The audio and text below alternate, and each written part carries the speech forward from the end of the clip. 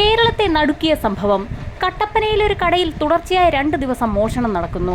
2ാം ദിവസം കടയുടമ പ്രദേശത്ത് പതുങ്ങിയിരുന്ന് കള്ളനെ പിടികൂടി അയാളുടെ കാൽ തല്ലിയൊടിച്ച ശേഷം പോലീസിനെ ഏൽപ്പിക്കുന്നു. നിസ്സാരമായി തോന്നിയേക്കാവുന്ന ഒരു മോഷണത്തിൽ നിന്നായിരുന്നു ഇടുക്കിയെ മുഴുവൻ വിറപ്പിച്ച ഒരു സംഭവത്തിന്റെ ചുരുളഴിഞ്ഞത്. പിന്നീട് നടന്നതാകട്ടെ സിനിമാ കഥകളെ പോലും വെല്ലുന്ന സംഭവങ്ങൾ.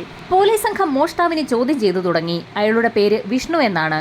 അയാളുടെ കൈവശമുണ്ടായിരുന്ന ഫോൺ പരിശോധിച്ചപ്പോൾ പോലീസുകാർക്ക് ഒരു കാര്യം വ്യക്തമായി. അയാളുടെ ഫോണിലേക്ക് നിധീഷ് എന്ന് പേര് സേവ് ചെയ്തിട്ടുള്ള ഒരു വ്യക്തിയുടെ കോള് ഒരുപാട് തവണ വന്നിരിക്കുന്നു. കട്ടപ്പന SI ഉടൻ തന്നെ സൈബർ സെല്ലിൽ വിളിച്ച് ആ നമ്പർ ലൊക്കേറ്റ് ചെയ്യാൻ ആവശ്യപ്പെട്ടു.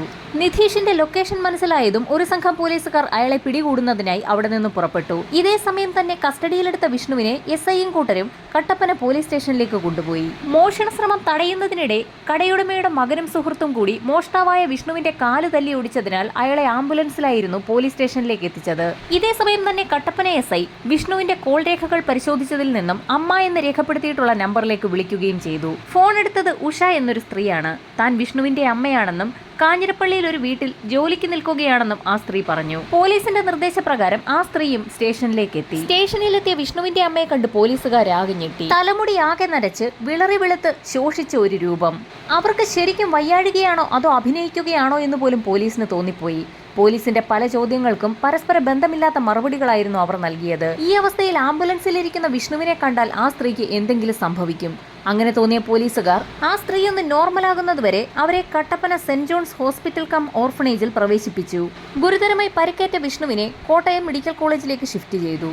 ഇതേ സമയം തന്നെ വിഷ്ണുവിന്റെ സുഹൃത്ത് നിധീഷിനെയും പോലീസ് സംഘം വലയിലാക്കിയിരുന്നു. നിധീഷിനെ ചോദ്യം ചെയ്ത പോലീസുകാർക്ക് അയാൾ പരസ്പര ബന്ധമില്ലാതെയാണ് സംസാരിക്കുന്നതെന്ന് മനസ്സിലായി. ഇതേ സംശയം തന്നെയായിരുന്നു വിഷ്ണുവിനെ ചോദ്യം ചെയ്ത സമയത്തും പോലീസിനുണ്ടായത്. എന്തോ ചില കാര്യങ്ങളൊക്കെ അവർ രണ്ടുപേരും മറയ്ക്കുന്നുണ്ടെന്ന് ഇതിൽ നിന്ന് വ്യക്തമായി. നിധീഷിനെ മജിസ്ട്രേറ്റിന് മുൻപിൽ ഹാജരാക്കിയ ശേഷം പീരുമേട് ജയിലിൽ റിമാൻഡ് ചെയ്തു. വിഷ്ണുവിന്റെ ID കാർഡിൽ നിന്നും അയാളുടെ സ്ഥലം കട്ടപ്പനയിലെ സാഗര കോളനിയിലാണെന്ന് മനസ്സിലാക്കിയ പോലീസ് സംഘം കൂടുതൽ തെളിവെടുപ്പിനും അന്വേഷണങ്ങൾക്കുമായി ആ ഭാഗത്തേക്ക് പോയി. എന്നാൽ അവിടേക്ക് അന്വേഷിച്ചെത്തിയ പോലീസ് സംഘം ആകെ നിരാശരായി. വിഷ്ണുവും അയാളുടെ അച്ഛനും അമ്മയും സഹോദരിയും അവിടെ നിന്ന് താമസം മാറിപ്പോയിട്ട് ഒരുപാട് കാലമായെന്നായിരുന്നു അയൽക്കാരുടെ മൊഴി. അന്വേഷണത്തിൽ അമ്പലക്കാവല ഭാഗത്തേക്കാണ് അവർ താമസം മാറിയതെന്ന് മനസ്സിലായി. എന്നാൽ അവിടെ എത്തിയപ്പോൾ അവർ ഇരട്ടയാർ എന്ന സ്ഥലത്തേക്ക് താമസം മാറിയതായി ആ പ്രദേശവാസികളൊക്കെ പറഞ്ഞു. ഇരട്ടയാറിൽ അന്വേഷണം നടത്തിയ പോലീസുകാർക്ക് ഞെട്ടിക്കുന്ന ഒരു വിവരമാണ് ലഭിച്ചത്.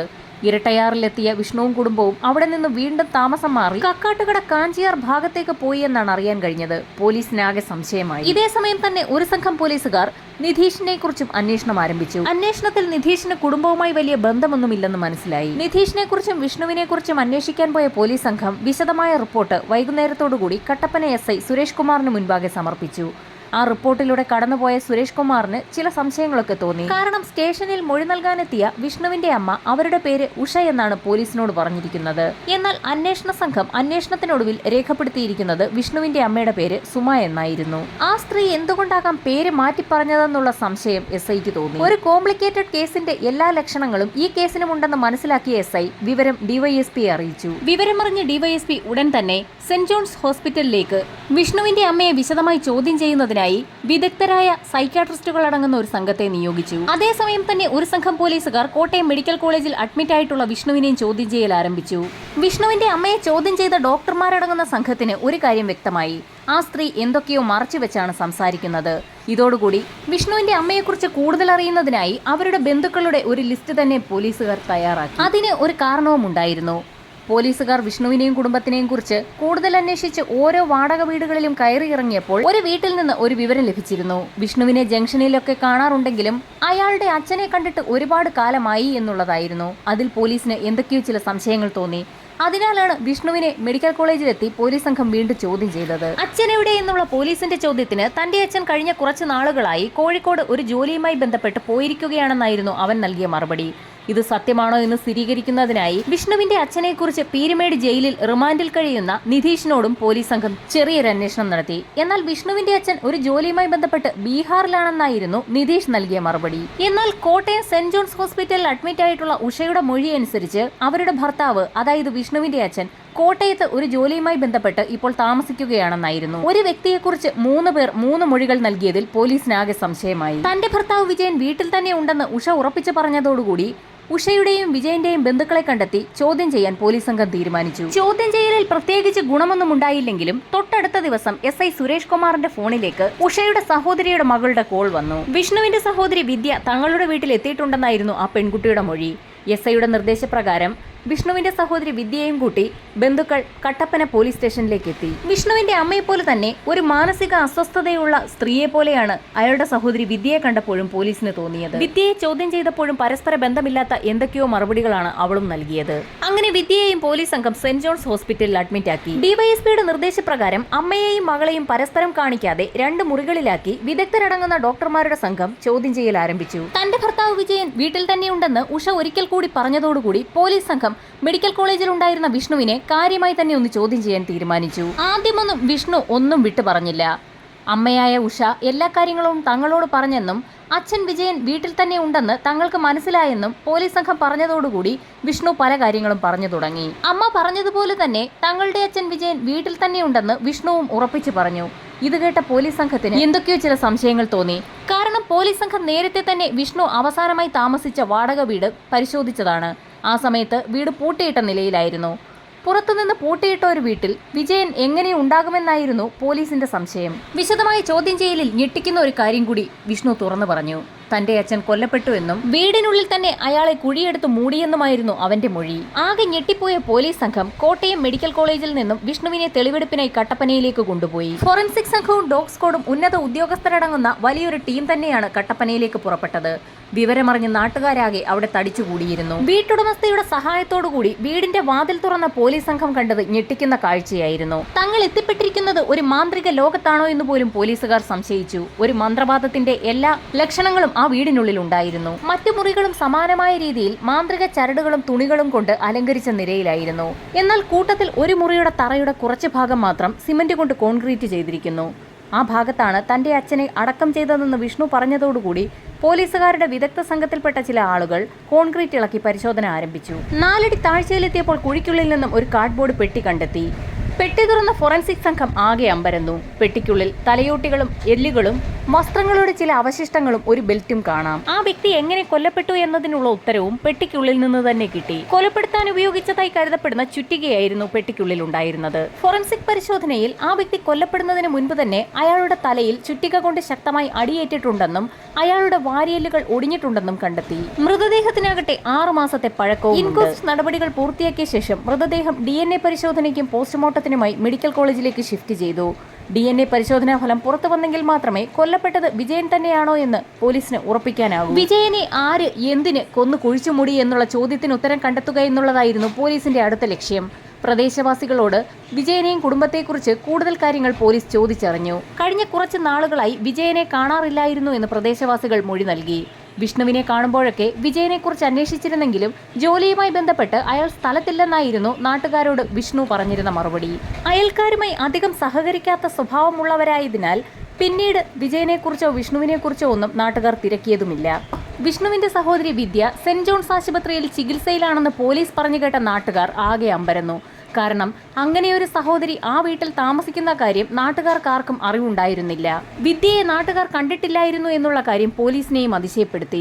ആ വീടിനെ ചുറ്റിപ്പറ്റി എന്തൊക്കെയോ ചില ദുരൂഹതകൾ നാട്ടുകാരായ തങ്ങൾക്കും തോന്നിയിരുന്നതായും ഒരു ചെറുപ്പക്കാരൻ വൈകുന്നേരങ്ങളിലും രാത്രി കഴിഞ്ഞും ആ വീട്ടിലേക്ക് സ്ഥിരമായി എത്താറുണ്ടെന്നുകൂടി നാട്ടുകാരിൽ ചിലർ മൊഴി നൽകി. പോലീസ് സംഘം തങ്ങളുടെ കൈവശമുണ്ടായിരുന്ന വിഷ്ണുവിന്റെ സുഹൃത്ത് നിധീഷിന്റെ ഫോട്ടോ നാട്ടുകാരെ കാണിച്ചു. ഫോട്ടോയിൽ കാണുന്ന അതേ ചെറുപ്പക്കാരനെ തന്നെയാണ് രാത്രി പല സമയത്തും ഈ വീട്ടിൽ കാണാറുണ്ടായിരുന്നതെന്ന് നാട്ടുകാർ ഉറപ്പിച്ചു പറഞ്ഞു. നിധീഷിനെ കുറിച്ച് ഞെട്ടിക്കുന്ന കാര്യങ്ങൾ നാട്ടുകാരിൽ നിന്നും കേട്ടറിഞ്ഞ പോലീസ് സംഘം പീരുമേട് ജയിലിൽ റിമാൻഡിൽ കഴിയുന്ന നിധീഷിനെ 5 ദിവസത്തേക്ക് കസ്റ്റഡിയിൽ വാങ്ങാൻ തീരുമാനിച്ചു. ഇൻസ്പെക്ടർ സുരേഷ് കുമാർ സംഘവും വിശദമായി തന്നെ നിധീഷിനെ ചോദ്യം ചെയ്യൽ ആരംഭിച്ചു. ബീഹാറിൽ പോയെന്ന് പറഞ്ഞ വിജയനെ തങ്ങളുടെ കൈവശം കിട്ടിയിട്ടുണ്ട് എന്ന് പോലീസ് പറഞ്ഞതോടുകൂടി നിധീഷ് പതറുന്നത് പോലീസ് സംഘം ശ്രദ്ധിച്ചു. വിജയന്റെ മൃതശരീരം വിഷ്ണുവിന്റെ വാടക വീട്ടിൽ നിന്ന് ലഭിച്ചെന്നും അതെങ്ങനെയാണ് അവിടെ എത്തിയതെന്നുള്ള കാര്യം തങ്ങൾക്കറിയണമെന്നും കൂടി പോലീസ് പറഞ്ഞതോടെ നിധീഷ് ആകെ വല്ലാതെയായി. പോലീസിന്റെ കർക്കശമായ ചോദ്യം ചെയ്യലിന് മുൻപിൽ പിടിച്ചു നിൽക്കാനാവാതെ നിധീഷ് പല കാര്യങ്ങളും പറഞ്ഞു തുടങ്ങി. വിഷ്ണുവും കുടുംബവും വാടകയ്ക്ക് താമസിച്ചിരുന്ന വീടിന്റെ തൊട്ടടുത്തെ താമസക്കാരനായിരുന്നു നിധീഷും. എന്തിനുമേതിനും നിസ്സാര കാര്യങ്ങൾക്ക് പോലും മന്ത്രവാദികളെ ചെന്ന് കണ്ട് പരിഹാരകർമ്മങ്ങൾ ചെയ്യുന്ന രീതിയായിരുന്നു വിഷ്ണുവിന്റെ അച്ഛനും അമ്മയ്ക്കുമുള്ളത്. അവർ ആ ശീലം തങ്ങളുടെ മക്കളായ വിഷ്ണുവിനും വിദ്യയിലും പകർന്നിരുന്നു. മന്ത്രവാദികളുടെയൊക്കെ അസിസ്റ്റന്റായി പ്രവർത്തിച്ചിരുന്ന നിധീഷ് ഇക്കാര്യം പ്രത്യേകം ശ്രദ്ധിച്ചിരുന്നു. അങ്ങനെ വിജയന്റെ കുടുംബവുമായി മനഃപൂർവ്വം ഒരു അടുപ്പമുണ്ടാക്കിയെടുത്തു. തനിക്ക് അപാര ശക്തിയും കഴിവുമുണ്ടെന്നും കൂടുവിട്ട് കൂടുമാറാൻ ശേഷിയുണ്ടെന്നുമൊക്കെ അയാൾ ആ വീട്ടുകാരെ പറഞ്ഞ് വിശ്വസിപ്പിച്ചു. അത് മാത്രവുമല്ല, വിജയനും കുടുംബത്തിനും മുൻപിൽ നിൽക്കുന്ന നിതീഷ് യഥാർത്ഥ നിതീഷ് അല്ല എന്നും യഥാർത്ഥ നിതീഷ് ഡൽഹിയിൽ സബ് ഇൻസ്പെക്ടർ ജോലിയുടെ ഭാഗമായുള്ള പരിശീലനത്തിലാണെന്നും അവരെ വിശ്വസിപ്പിച്ചു. നിതീഷ് പറയുന്ന പല മണ്ടത്തരങ്ങളിലും വീണുപോയ ആ വീട്ടുകാർ തങ്ങളുടെ മുൻപിൽ നിൽക്കുന്ന നിതീഷ് എന്ന ചെറുപ്പക്കാരന് ഒരേ സമയം രണ്ടിടത്ത് പ്രത്യക്ഷപ്പെടാനുള്ള കഴിവ് വരെ ഉണ്ടെന്ന് അടിയുറച്ച് വിശ്വസിച്ചു. വിജയന്റെയും കുടുംബത്തിന്റെയും വിശ്വാസം നേടിയെടുക്കുന്നതിന്റെ ഭാഗമായി ആ വീട്ടിൽ അവരാരും അറിയാതെ എല്ലാ മുറികളിലും ഒരു വോയിസ് റെക്കോർഡ് നിതീഷ് ഒളിപ്പിച്ചു വെച്ചു. ആ വീട്ടിലുള്ള ആളുകൾ സംസാരിക്കുന്ന മുഴുവൻ കാര്യങ്ങളും വോയിസ് റെക്കോർഡായി നിതീഷിന്റെ മൊബൈലിലെത്തും. അങ്ങനെ ആ വീട്ടിലെ മുഴുവൻ കാര്യങ്ങളും മനസ്സിലാക്കുന്ന നിതീഷ് പിന്നീട് വിജയന്റെ വീട്ടിലെത്തുമ്പോൾ വോയിസ് റെക്കോർഡിൽ കേട്ട വീട്ടുകാരുടെ സംഭാഷണങ്ങളുടെ അടിസ്ഥാനത്തിൽ അതുമായി ബന്ധപ്പെട്ട് പല കാര്യങ്ങളും പ്രവചിക്കും. തങ്ങൾ വീട്ടിൽ പറഞ്ഞ കാര്യങ്ങളിൽ പലതും നിതീഷ് ഗണിച്ചു പറയുന്നതാണെന്ന് കരുതി വീട്ടുകാർ അയാളിൽ കൂടുതൽ വിശ്വാസമർപ്പിക്കും. അങ്ങനെയിരിക്കെ ഒരു ദിവസം ആ വീട്ടിലേക്കെത്തിയ നിതീഷ് ആരോടും പറയാതെ ആ വീട്ടുകാർ മറച്ചു വെച്ചിരുന്ന അവരുടെ മകളുടെ അസുഖത്തെക്കുറിച്ച് തുറന്നു ചോദിച്ചു. നിതീഷ് ചോദിച്ച ചോദ്യം കേട്ട് ആകെ അമ്പരന്നു പോയ ആ വീട്ടുകാരോട് തനിക്ക് ഗന്ധർവന്റെ ശക്തിയുണ്ടെന്നും ഗന്ധർവനാണ് തന്നിലിരുന്ന് ഈ കാര്യങ്ങളൊക്കെ മനസ്സിലാക്കി പറയുന്നതെന്നും വിജയനോടും കുടുംബത്തോടും പറഞ്ഞു. പ്രശ്നപരിഹാരത്തിനായി വിജയനും കുടുംബവും നിതീഷ് നിർദ്ദേശിച്ച മന്ത്രവാദങ്ങളും നടത്തി. ഗന്ധർവന്റെ സാന്നിധ്യമുള്ള നിതീഷിനോട് വിജയനും കുടുംബത്തിനും ഒരു പ്രത്യേക ആരാധന തന്നെ ഉണ്ടായി. ആരാധന മൂത്തുനിന്ന കുടുംബത്തോട് അവരുടെ മകൾ വിദ്യയ്ക്ക് ഒരു പ്രത്യേക പൂജ നടത്തണമെന്ന് ആവശ്യപ്പെട്ടു. എന്നാൽ പൂജ നടക്കുന്ന മുറിയിൽ ആ സമയത്ത് ഗന്ധർവനായ നിതീഷും വിദ്യയും മാത്രമേ ഉണ്ടാകാൻ പാടുള്ളൂ എന്നുകൂടി നിർദ്ദേശിച്ചു. അങ്ങനെ പൂജയ്ക്കുള്ള കളങ്ങൾ ഒരുങ്ങി.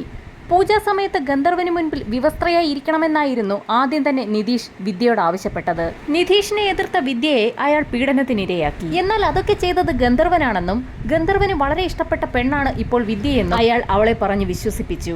ഒരു മാസം കഴിഞ്ഞപ്പോൾ താൻ ഗർഭിണിയാണെന്ന് മനസ്സിലാക്കിയ വിദ്യ ആകെ തകർന്നു. PG 2ാം വർഷ വിദ്യാർത്ഥിനിയായ വിദ്യ തുടർന്നും കോളേജിൽ പോയാൽ വിവരം നാട്ടുകാരും കൂട്ടുകാരും ഒക്കെ അറിയുമെന്ന് മനസ്സിലാക്കിയ നിതീഷ് വിദ്യ ഇനി പുറത്തു പോകുന്നത് ഗന്ധർവൻ ഇഷ്ടമല്ല എന്നും പ്രത്യേകിച്ച് ഈ വീട്ടിലെ സ്ത്രീകൾ രണ്ടുപേരും അതുകൊണ്ട് ഇനി പുറത്തു പോകേണ്ടതില്ല എന്നും ആ കുടുംബത്തെ അറിയിച്ചു. മാസങ്ങൾ കഴിഞ്ഞതോടുകൂടി പൂർണ്ണ ഗർഭിണിയായ വിദ്യയെ ആശുപത്രിയിൽ കാണിക്കുന്നതിന് ആ കുടുംബം നിർബന്ധിതരായി. മറ്റുള്ളവർ അറിയാതിരിക്കുന്നതിനായി ആശുപത്രി രേഖകളിൽ വിദ്യയുടെ ഭർത്താവിന്റെ പേരും അഡ്രസ്സും ഒക്കെ ആ വീട്ടുകാർ തെറ്റിച്ചു നൽകി. അങ്ങനെ വിദ്യയ്ക്ക് ഒരു ആൺകുഞ്ഞ് പിറന്നു. ഗന്ധർവന്റെ കുഞ്ഞാണ് വിദ്യയ്ക്ക് പിറന്നിരിക്കുന്നതെന്നും അതിനാൽ തന്നെ ഒരു മനുഷ്യ സ്ത്രീ ഗന്ധർവന്റെ കുഞ്ഞിന് പാല് കൊടുക്കാൻ പാടില്ല എന്നുമുള്ള നിതീഷിന്റെ വാദം അംഗീകരിച്ച വീട്ടുകാർ ആദ്യത്തെ 3 ദിവസം കുഞ്ഞിന് പാല് കൊടുക്കുന്നതിൽ നിന്നും വിദ്യയെ വിലക്കി. കുഞ്ഞിന് പാല് കൊടുക്കാത്ത വിവരം ശ്രദ്ധയിൽപ്പെട്ട ആശുപത്രി അധികൃതർ വിദ്യയെ നിർബന്ധിച്ച് 4ാം ദിവസം കുഞ്ഞിന് പാല് നൽകി. ആശുപത്രിയിൽ നിന്നും ഡിസ്ചാർജായ വിദ്യയും കുടുംബവും തിരികെ വീട്ടിലെത്തുകയും നിതീഷിന്റെ നിർദ്ദേശപ്രകാരം അന്ന് രാത്രി തന്നെ വിദ്യ കുഞ്ഞിനെ തന്റെ അച്ഛന്റെ കൈകളിൽ ഏൽപ്പിക്കുകയും ചെയ്തു. ഇനിയുള്ള 2 വർഷക്കാലം കുഞ്ഞിനെ വളർത്തേണ്ടത് ഗന്ധർവനാണെന്നും 2 വർഷത്തിന് ശേഷം മാത്രമേ വിദ്യയ്ക്ക് കുഞ്ഞിനെ തിരികെ നൽകുകയുള്ളൂ എന്നും അതല്ല എങ്കിൽ ഗന്ധർവശാപം ആ കുടുംബം മുഴുവൻ നേരിടേണ്ടി വരുമെന്നും ഇക്കാര്യങ്ങൾ മറ്റുള്ളവരെ അറിയിച്ചാലും പ്രതികൂല ഫലമുണ്ടാകുമെന്നുമായിരുന്നു നിതീഷ് വീട്ടുകാരെ പറഞ്ഞ് വിശ്വസിപ്പിച്ചത്. നിതീഷിന്റെ നിർദ്ദേശപ്രകാരം വിദ്യയിൽ നിന്നും കുഞ്ഞിനെ വാങ്ങി വിജയൻ വീടിന് പുറത്തെത്തി. ആ കുട്ടിയുടെ മുഖത്തേക്ക് ടർക്കിയിട്ട് മൂടിയ ശേഷം നിതീഷ് ഒന്ന് അമർത്തിപ്പിടിച്ചു. ചായ്പിന് പിന്നിൽ ചതുരത്തിൽ കെട്ടിയ അറയ്ക്കുള്ളിലേക്ക് ടർക്കിയിൽ പൊതിഞ്ഞ ആ ശരീരം വയ്ക്കുകയും അതിനു മുകളിൽ സിമന്റ് കട്ടകൾ വെച്ച് അടയ്ക്കുകയും ചെയ്തു. 2 വർഷത്തിന് ശേഷം കുഞ്ഞ് ഗന്ധർവലോകത്ത് നിന്നും തിരിച്ചെത്തുമെന്നും വീട്ടുകാരെ പറഞ്ഞ് വിശ്വസിപ്പിച്ചു. കൂടുതൽ ഗന്ധർവ പ്രീതി ലഭിക്കുന്നതിനായി അവരിപ്പോൾ താമസിച്ചുകൊണ്ടിരിക്കുന്ന സാഗരയിലെ അവരുടെ വീടും പറമ്പും വിൽക്കണമെന്നുകൂടി നിതീഷ് ആവശ്യപ്പെട്ടു. പല ആളുകളും കച്ചവടത്തിനായി അവിടെ എത്തിയെങ്കിലും ആർക്കും വീടും പരിസരവും ഇഷ്ടമായില്ല. ആ വിവരവും വീട്ടുകാർ നിതീഷിനെ അറിയിച്ചു.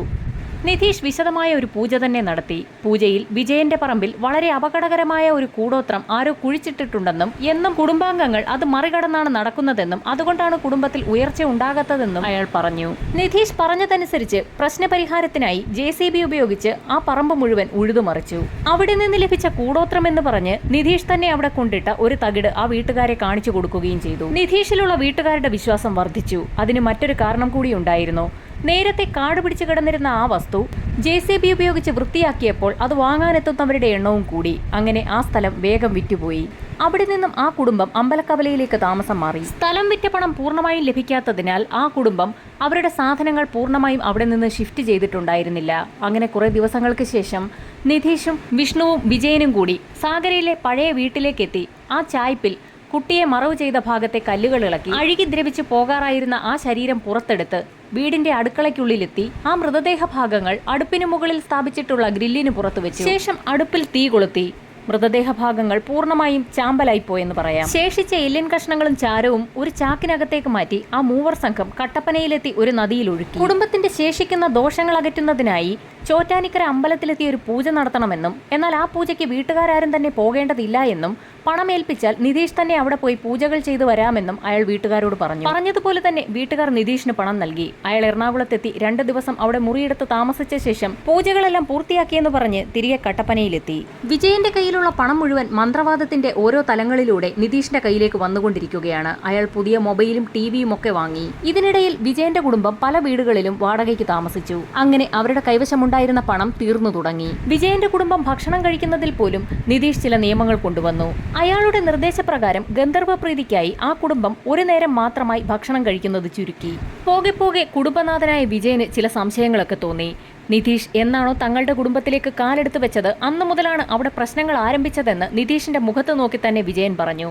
ഇത് കേട്ട നിതീഷ് വിജയനെ പൊക്കിയെടുത്ത് വട്ടം കറക്കി തറയിലേക്ക് എറിഞ്ഞു. ഭക്ഷണം കഴിക്കാതെ ആരോഗ്യം പൂർണ്ണമായി നശിച്ച വിജയനെ പൊക്കിയെടുത്ത് തറയിലേക്കടിക്കാൻ നിതീഷിന് വലിയ പ്രയാസമൊന്നും ഉണ്ടായില്ല. വീഴ്ചയിൽ വാരിയല്ലുകൾ തകർന്ന വിജയന്റെ തലയിലേക്ക് ചുറ്റിക ഉപയോഗിച്ച് നിതീഷ് ആഞ്ഞടിച്ചു. വിജയന്റെ മരണം ഉറപ്പാക്കിയ ശേഷം അയാളെ ഒരു കാർഡ്ബോർഡ് പെട്ടിക്കുള്ളിലാക്കി വീടിനുള്ളിൽ തന്നെ ഒരു കുഴിയെടുത്ത് അതിലേക്ക് ഇറക്കി വെക്കുകയും കുഴിയുടെ മുകൾ ഭാഗം സിമന്റ് ഉപയോഗിച്ച് മൂടുകയും ചെയ്തു. ഇതൊക്കെ ചെയ്തത് ഗന്ധർവനാണെന്നും വിജയനെ ഗന്ധർവൻ തന്റെ അടുത്തേക്ക് വിളിച്ചിരിക്കുകയാണെന്നും നിതീഷ് വീട്ടുകാരെ പറഞ്ഞ് വിശ്വസിപ്പിച്ചു. വിജയന്റെ കുടുംബം മാറി മാറി താമസിച്ച എല്ലാ വീടുകളിലും അവരുടെ മുറികളിൽ അവരറിയാതെ തന്നെ റെക്കോർഡിംഗ് സംവിധാനം നിതീഷ് ഒളിപ്പിച്ചു വെച്ചിരുന്നു. അതുകൊണ്ട് തന്നെ അവരുടെ മനസ്സ് വായിക്കുന്ന ഗന്ധർവനാണ് നിതീഷ് എന്ന് തന്നെ വീട്ടുകാർ ഉറച്ചു വിശ്വസിച്ചു. വിജയന്റെ കയ്യിലെ പണം പൂർണ്ണമായും തീർന്നതോടുകൂടി ഗന്ധർവന്റെ ആവശ്യങ്ങൾക്ക് പണം വേണ്ടി വരുന്നതിനാൽ വിഷ്ണുവിനെ ഉപയോഗിച്ച് നിതീഷ് കാണിക്കുന്ന പല സ്ഥലങ്ങളിലും അയാൾ മോഷണം നടത്തിച്ചു. ഏത് മോഷണം കഴിഞ്ഞാലും നിതീഷ് ആവശ്യപ്പെടുന്ന രീതിയിലുള്ള ഭക്ഷണ സാധനങ്ങൾ വാങ്ങി ഗന്ധർവന് നൽകണം. ഗന്ധർവന് വേണ്ടി വിഷ്ണുവിന്റെ വീട്ടിൽ ഒരു മുറി തന്നെ മാറ്റി വെച്ചിരിക്കുകയാണ്. ആ മുറിയിൽ ഗന്ധർവനായിരിക്കുന്ന നിതീഷ് വിഷ്ണു പോയതിനു ശേഷം ആ ഭക്ഷണം മുഴുവൻ കഴിക്കും. ഈ സമയത്ത് ഒരാഹാരവും കഴിക്കാതെ വിഷ്ണുവും സഹോദരിയും അമ്മയും പുറത്ത് കാവലിരിക്കും. ഈ സമയത്താണ് നിതീഷിന്റെ നിർദ്ദേശപ്രകാരം ആക്രിക്കടയിൽ മോഷണം നടക്കുന്നത്. ആദ്യം മോഷണം നടത്തിയ ശേഷം അവിടെ നിന്നും വീണ്ടും എന്തെങ്കിലും ലഭിക്കുമെന്ന് ഉറപ്പുള്ളതിനാൽ അതേ ആക്രിക്കടയിൽ വീണ്ടും മോഷണം നടത്തുന്നതിനിടയിലാണ് വിഷ്ണു പോലീസ് കസ്റ്റഡിയിലാകുന്നത്. ഇപ്പോൾ വിഷ്ണുവും നിതീഷും റിമാൻഡിലാണ്. സുമയും വിദ്യയും ഏകദേശം സ്വബോധത്തിലേക്ക് മടങ്ങി വന്നിരിക്കുകയാണ്. മോഷണക്കേസ് അന്വേഷിച്ചിറങ്ങിയ പോലീസ് സംഘം തെളിയിച്ചതാകട്ടെ കട്ടപ്പനയെ ഇളക്കിമറിച്ച ഇരട്ട കൊലപാതക കഥയാണ്.